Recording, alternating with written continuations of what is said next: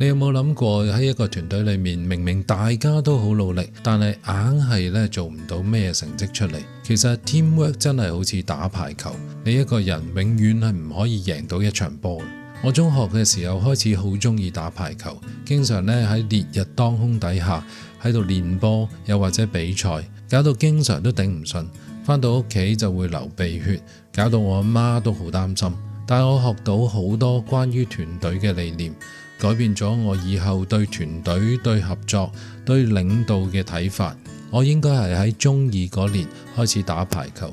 老實講，啱啱開始嘅時候，下手接波都完全失控，開波又唔過網，殺波就更加唔使講啦。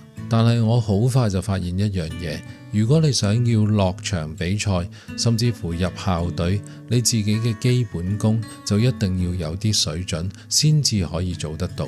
排球好講求對攻，你係唔可以 set 波俾自己殺嘅，又或者自己救完波之後又即刻彈翻起身再殺波，根本就冇可能。每一個位置都要互相補位，有時要講求戰術，有時就要即場執生。但係最重要嘅，你同隊友之間係要有默契。我中學嗰陣時候個阿 Sir 同之後出嚟做嘢打嘅工商杯嘅教練，都逼我哋做同樣一樣嘢，就係全程都要嗌出聲。隊友開波嘅時候要嗌出聲，自己救波嘅時候要嗌出聲，隊友殺波嘅時候要嗌出聲，就算失分都要嗌出聲。點解要嗌？因為要嗌出啲士氣嚟咯。嗌嘅時候一定要盡力，你嗌嘅時候我亦都會呼應你一齊嗌，嗌下嗌下成隊波就可以唔同晒。一隊波如果冇士氣，未打就已經輸咗啦。有士氣嘅話，就算打逆境波都可以捱翻上嚟。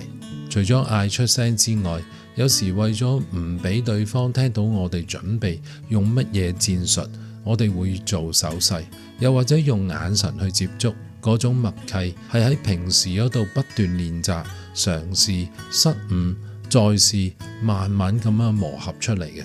其實默契呢家嘢係冇捷徑嘅，一定要靠時間去熬出嚟。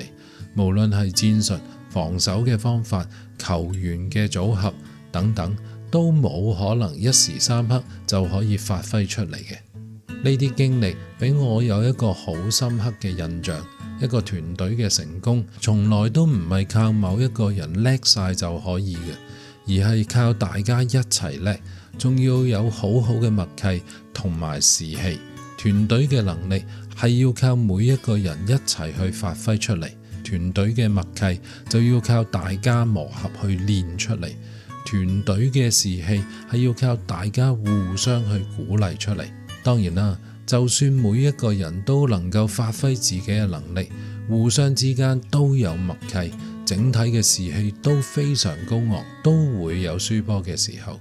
但當你去回望，都總算係無悔啊！